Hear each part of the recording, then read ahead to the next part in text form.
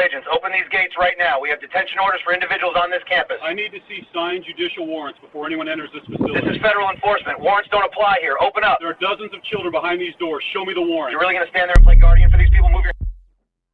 Federal agents, open these gates. We have detention orders for individuals on this campus. The coach stepped to the intercom. He needed to see signed judicial warrants before anyone entered. This wasn't a warrant situation. The megaphone boomed back. Open up. Dozens of children behind these doors. Show the warrant. You're going to stand there and protect illegals? Move away from that lock. Without a warrant? No. ICE agents in black tactical vests surrounded the gates of a Minneapolis elementary school during afternoon dismissal, demanding entry to detain families in the crowd. The black soccer coach refused to unlock the doors. What followed was 10 minutes of threats, a shoved gymnasium door, and a federal case that ended with a revelation no one in that courtroom saw coming. Here is exactly what happened. If you believe no child should ever have to be afraid at school, hit like right now and drop a comment telling me where you're watching from. Let me know if this is the first time you're hearing this story. And if you're new here, subscribe and hit the bell because tomorrow we go inside the courtroom moment that changed everything. Let's get into it. The afternoon dismissal at Roosevelt Elementary carried its own particular rhythm: bells, laughter, the low diesel idle of buses lining the curb, the shuffle of small feet eager for the walk home. Cedar-Riverside moved at that hour the way immigrant-heavy neighborhoods always do during school release, with multilingual noise, with purpose, with the particular warmth of parents who had rearranged their days around this one moment of reunion. At 3:05 p.m., the rhythm broke. 3 unmarked SUVs rolled in from the east side of the lot. 2 more closed from the west.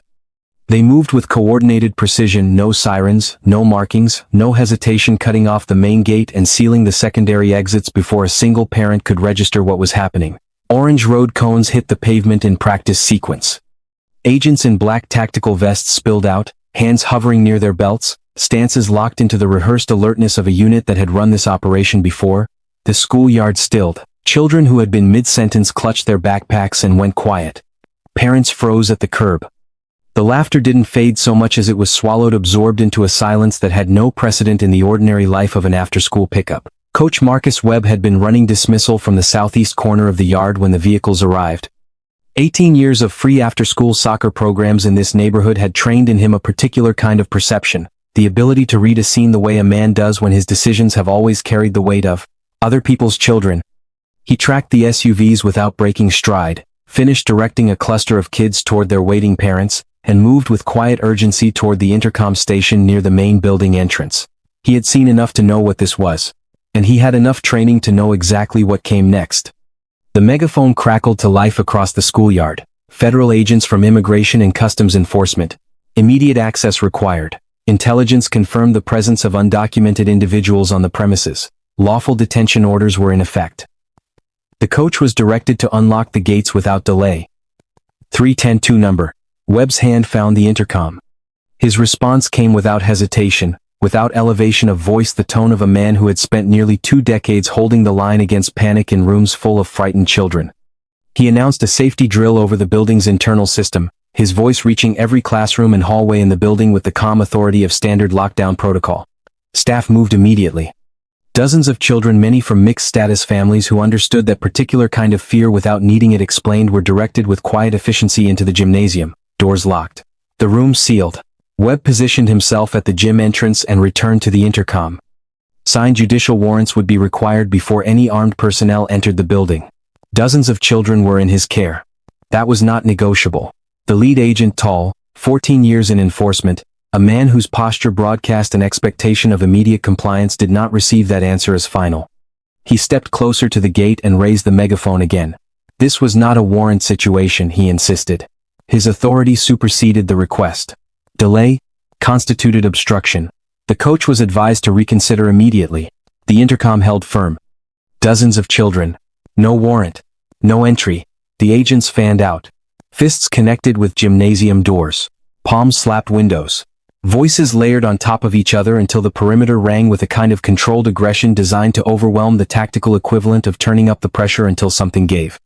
From inside the gym, the children felt it before they understood it.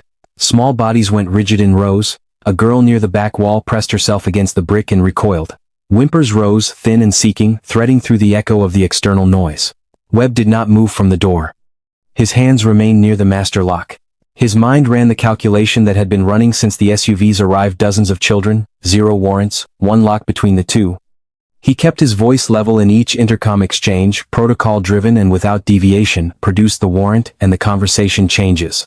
Without it, the doors stay shut. His entire presence communicated the same message his words did: that this was not a confrontation, it was a procedure, and the procedure had only one correct outcome. Outside, the scene fractured in multiple directions at once. Parents who had arrived for pickup backed against the far fence, phones raised, recording everything. Others surged forward, demanding to know what was happening, voices escalating in Somali, Spanish, and English until the air outside the gates carried the full acoustic weight of a community that had seen enough to know what this could become. More families arrived with hazard lights flashing, drawn by urgent calls from relatives already on scene, stepping into the tableau from all angles as the schoolyard filled past its usual capacity. The lead agent's composure had been eroding since the third intercom exchange. By the seventh, it was visible to everyone with a phone pointed at the gate, the flush creeping up the neck, the jaw set too tight. The megaphone gripped with the frustration of a man whose authority had never been refused this calmly, this completely, by someone the system had always classified as peripheral. A black soccer coach in a worn team jacket. A man overlooked in budget meetings, humiliated in staff reviews, waved past in hallways by administrators who considered him adjacent to the real work of the school. He had not moved. He had not raised his voice. He had not given them anything. On the 10th minute, the agent moved.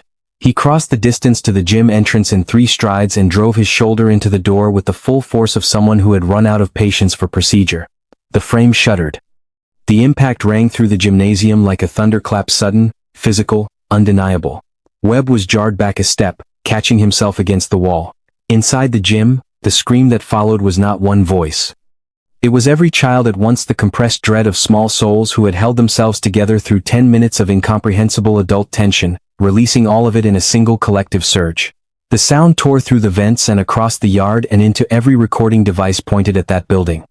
It would be the sound, more than the megaphone, more than the threats, more than the shove itself, that the country would hear by nightfall. Local police sirens reached the schoolyard minutes later, too late for the push, arriving into the aftermath. Coach Webb was placed in handcuffs without resistance, his expression carrying the same steadiness it had held through the entire exchange. He did not argue. Every frame of the last 10 minutes was already uploading. At the edges of the yard, several children were separated from the crowd amid tears, led toward waiting vehicles while parents stood at the perimeter, unable to close the distance. The schoolyard emptied in fragments. The cones were gathered. The SUVs departed. By dusk, the footage had crossed 2 million views. By morning, the number had stopped mattering. What mattered was the question no one in that yard had yet asked: who, exactly, was the man they had just handcuffed? What he had done before the soccer programs? What he had carried quietly for 18 years? And why, when the federal case reached its courtroom, the revelation that came out of it would reframe every moment of what had just unfolded. The screams traveled faster than any press release.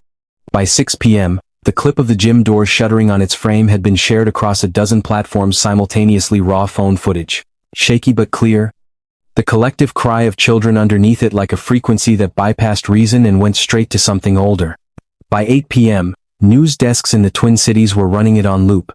By midnight, it had crossed national cable. By the time Cedar-Riverside woke to Tuesday morning, the number had become abstract: 2 million, then 5. Then a figure that the platforms themselves had stopped updating in real time because the refresh rate had outpaced the counter. What spread was not just the footage. It was the sound. Parents in other cities watched it with their hands over their mouths. Teachers forwarded it without comment, because comment felt insufficient.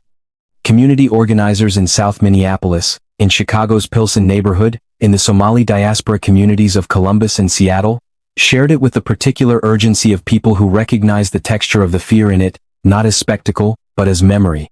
The children's scream inside that gymnasium carried the specific pitch of a terror that did not require translation. The federal courthouse in Minneapolis had not seen a queue like this in a generation. Media crews staked positions on the steps before dawn, satellite trucks claiming curb space in the dark. By 7 a.m., the line of community members waiting for gallery seats stretched half a block. Many wore matching white t-shirts printed with the Roosevelt Elementary logo, parents and neighbors who had coordinated through group chats overnight, arriving not as protesters but as witnesses, people who understood that presence in a courtroom carried its own form of testimony. They filed in quietly, with the gravity of those who had been waiting a long time to be in a room where the record was being made. Coach Marcus Webb sat at the defense table in the same jacket he had worn on the day of the standoff. The faded team logo across the chest had not been swapped out for something more courtroom appropriate, and that choice, whether deliberate or simply characteristic, read in the gallery as a kind of statement. This was the same man. Nothing about him had changed in the performance of it. The courtroom lights did not flatter him in the way that institutional settings rarely flatter the people they grind down over years. The lines around his eyes carried 18 years of underpaid, underestimated labor staff meetings where his input was absorbed without credit, budget cycles where his programs were the first line item considered for cuts, moments in hallways where colleagues spoke to him with the particular condescension reserved for people the institution has decided are support staff, rather than staff. He had absorbed all of it without public complaint, without performance of grievance, and it had settled into him not as bitterness but as a kind of ballast. The charges were read without ceremony. Obstruction of federal officers, interference with lawful detention, child endangerment. Each count carried potential years, and the cumulative weight of them pressed on the gallery in a way that the room's neutral architecture could not absorb. A woman in the third row closed her eyes and did not open them again until the reading was finished. The prosecution opened with the footage. The courtroom heard it in full: the megaphone, the intercom, the escalating demands, the children's scream, and the effect in that enclosed space was different from a phone screen. It filled the room, it occupied the air in a way that left no ambient space for neutrality. Eyes closed in rows again, not from inattention but from the opposite, an excess of attention that required the removal of one sense to process another. The lead agent took the stand in full uniform. He narrated the operation with the practiced economy of someone who had given testimony before the intelligence received. The lawful orders in place, the coach's refusal characterized as an escalating obstruction that had ultimately endangered the children it claimed to protect. His account was coherent and procedural, each sentence load-bearing, each transition deliberate. He described the shove at the gym door as a measured response to a blocked federal action, the force applied as proportionate to the resistance encountered. Defense counsel cross-examined without theatrics.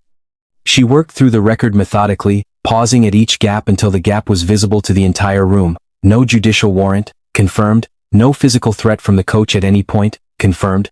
No weapon, confirmed. When pressed on whether the children inside the gymnasium had posed any danger to the operation, the agent's answer wandered, and the wandering was noted by everyone present, including the judge. Witness after witness added a layer.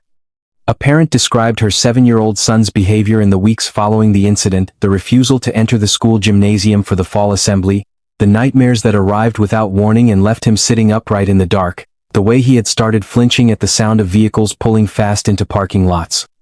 She delivered this without dramatics, in the measured cadence of someone who had been rehearsing accuracy rather than effect, and the restraint of it was more devastating than volume would have been. The principal of Roosevelt recited Webb's 18-year record with the same precision: spotless evaluations, 0 disciplinary actions, program completion rates that outperformed district averages on budgets that barely covered equipment. She noted, carefully and on record, that his programs had operated for years on personal fundraising because the district's formal allocation had been reduced 3 consecutive cycles running. Then the families spoke. One after another, in testimony that accumulated the way sediment does, unremarkable in any single layer, transformative in depth. The pair of cleats left in a locker for a boy whose family couldn't cover them, the coach having quietly noted the size weeks earlier. The meals that appeared in backpacks during stretches when home kitchens ran short. The evening he had stayed 3 hours past his last obligation to sit with a child who had just lost someone, saying nothing in particular, simply remaining present, reliable, asking nothing in return. None of it was flashy, all of it was real. If you believe guardians like this unseen, underpaid, unglamorous deserve more than the system gives them, type underdog strong in the comments. Share this with someone who works with kids, or anyone who needs to be reminded that the quietest people in the room are sometimes the ones holding it together. Let's keep going. Judge Patricia Patel had been on the federal bench for 11 years. She had presided over cases that drew national attention and cases that drew none, and she had developed, over that span, a particular allergy to performance in counsel, in witnesses, and in the government's filings. She ruled with the deliberate pace of someone who understood that speed and justice were not synonyms. She cited 3 things. The deployment of tactical force in a zone populated by minors, without the judicial authorization the law required. The coach's consistent, lawful demand for that authorization, which the record showed had been ignored rather than addressed. And the agent's loss of physical restraint in response to a man who had, at every point, operated within his legal rights. All charges dropped. With prejudice. An internal review of the operation ordered. The gallery did not wait for the gavel to finish its descent. In the surge of sound that followed, Coach Webb rose from his chair without drama. He reached into the inside pocket of his jacket and removed something small, a photograph, edges softened from years of handling. The kind of image that had been folded and unfolded enough times that the creases had become permanent. He crossed to the bench and placed it in front of Judge Patel without a word. She unfolded it. The room, still loud a moment before, went silent by degrees the way a crowd quiets when it senses something has shifted and it does not yet know what. The photograph showed a younger Marcus Webb, perhaps 30, standing at the edge of a soccer field with a middle school team arranged in front of him. Front and center, in a jersey 2 sizes too large for his frame, stood a quiet black teenager, his expression carrying the particular guardedness of a kid who had learned early not to expect things to last. On the back of the photograph, in Webb's handwriting, "Stay strong, kid. We've got your back." Judge Patel looked up. Across the room, at the witness stand, the lead agent had gone still. The recognition did not arrive all at once. It moved through the agent the way cold water does, first the surface, then deeper, until it reached something that had been stored for a long time without being examined. 15 years collapsed into a single moment of recalibration. The courtroom, the uniform, the testimony he had just delivered, all of it receded behind a memory that had no business being this present, this immediate, after this many years. He had been 16. His family had been facing deportation proceedings that moved through the system with the impersonal efficiency of a process that does not distinguish between cases and people. The scaffolding of his daily life, school, neighborhood, the loose structure of adolescence had been dismantled piece by the procedural weight of something he had not caused and could not stop. He had been slipping, the way boys slip when the ground beneath them stops being reliable, and most of the adults around him had either not noticed or not had the bandwidth to respond. Marcus Webb had noticed. It hadn't been a program. It hadn't been an intervention with a name or a grant behind it. It had been rides to practice on Tuesday evenings when the buses stopped running before the session ended. It had been paperwork navigated at a kitchen table, Webb's own legal training, the kind acquired in night school over years, quietly, without announcement, brought to bear on a teenager's family situation without fanfare or invoice. It had been a consistent human presence during the specific season of a boy's life when the absence of that presence tends to determine everything that comes after. The agent had made it through. He had found his footing. He had built a career in federal enforcement and told himself, in the way people tell themselves things they need to believe, that the path from that kitchen table to this badge had been primarily his own doing. The photograph on the judge's bench said otherwise. The courtroom absorbed this in stages. Those close enough to see the agent's face watched the uniform soften, not the fabric, but the posture inside it, the load-bearing rigidity of a man in a professional role giving way to something underneath that the role had been, for years, successfully containing. He did not speak. There was nothing in the procedural vocabulary of federal testimony that covered this particular moment, and he did not reach for language that wasn't there. What the photograph also revealed, what Judge Patel read in the handwritten note, and what Webb's defense counsel had known for 3 days without disclosing until this moment, was a layer of the coach's biography that the system had never cataloged. Before the soccer programs, before the 18 years at Roosevelt, before the budget meetings and the underfunded equipment requests and the racial barbs absorbed in staff lounges without public response, there had been a different version of Marcus Webb operating in a different arena entirely. A civil rights advocate who had spent years embedded in community organizations, doing the kind of legal literacy work that does not appear in press releases because its value depends on not appearing in press releases. Night school had given him the framework. The communities had given him the application.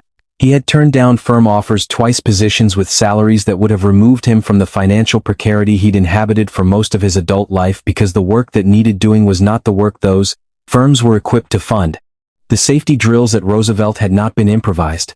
They had been the product of a network built over years, quietly, in the spaces the system didn't monitor, a web of educators, legal advocates, and community liaisons who had been preparing for exactly this scenario long before the unmarked SUVs arrived in the lot. When Webb had moved to the intercom on that Tuesday afternoon, he had not been reacting. He had been executing.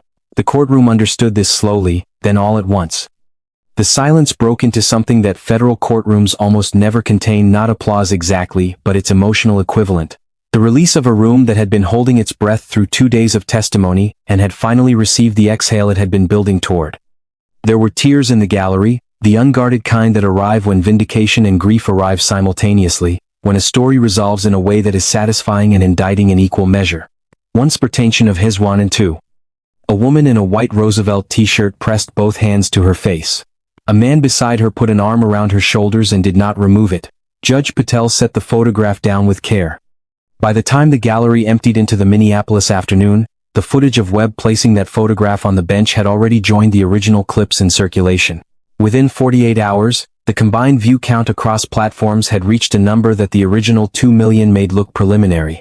150 million, and continuing, a figure that media analysts would cite for months as evidence of something they struggled to name precisely. The viral coefficient of a story whose resolution was as structurally complete as its inciting incident had been visceral. Several weeks later, on a Tuesday morning, a car from the White House detail arrived at a Cedar-Riverside address. Marcus Webb wore the same jacket to the Rose Garden ceremony that he had worn to the standoff and to the courtroom. The Citizen's Medal was presented with the formal language that such occasions require, and he received it with a nod that carried more dignity than a speech would have. He thanked the Cedar-Riverside families by name, not the institution, not the district, not the legal team, but the families and the children from that afternoon. His remarks lasted under 90 seconds. He was in a car back to Minneapolis before the evening news cycle began. By 6 the following morning, he was on the Roosevelt field running pre-practice equipment checks. The difference that morning was not in him. Fellow coaches who had spent years navigating past him in the parking lot with the efficient non-acknowledgement of people too busy to notice the periphery arrived early and waited. Hands extended. Not in ceremony, in the plain, undemonstrative way of people who had recalibrated what they were looking at. Parents at the curb held out coffees and folded notes. He accepted them without deflection, without the performance of humility that public recognition sometimes produces in private people. He simply received what was offered, the way he had always given, without making it larger than it was. The children boarded with intention that morning. Eye contact held longer than usual. Good mornings offered without prompting, the small social currency of kids who had decided, collectively and without coordination, that this particular adult deserved to be seen. A boy from the gymnasium, one of the children who had been in the room when the door shuttered on its frame, approached last, before boarding, and pressed a folded piece of paper into the coach's hand. A drawing, a soccer field, a figure in a team jacket with a cape rendered in crayon, the gymnasium behind him with the doors closed and holding. Webb looked at it for a moment. Then he folded it and put it in his jacket pocket, the same pocket that had carried the photograph. The route that morning past the school gates, the way it always had the familiar yard visible for a moment through the window before the bus moved on and the mirrors showed only the receding street.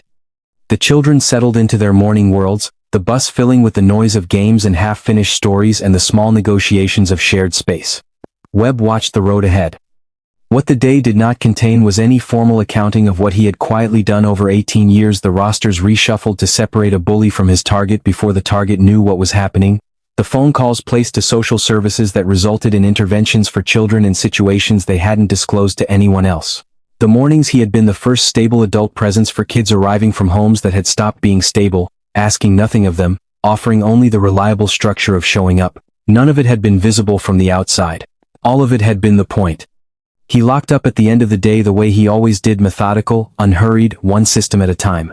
He walked off the Roosevelt campus without a backward glance, the way a man does when he is not performing his own departure, when the field behind him is simply the field and tomorrow it will be ready and so will he.